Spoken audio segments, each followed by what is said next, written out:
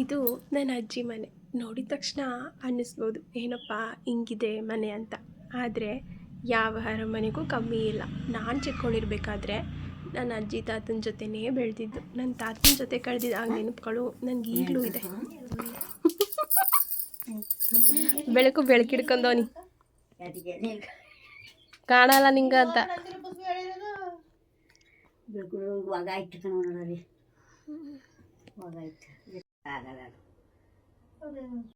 ಅಜ್ಜಿನ ನೋಡ್ಕೊಳ್ಳೋದಕ್ಕೆ ಮಕ್ಕಳಿದ್ದಾರೆ, ಆದರೂ ನಮ್ಮ ಅಜ್ಜಿ ಅವರೇ ಅಡುಗೆ ಮಾಡ್ಕೊಂಡು ತಿನ್ನಬೇಕು ಅಂತಾರೆ.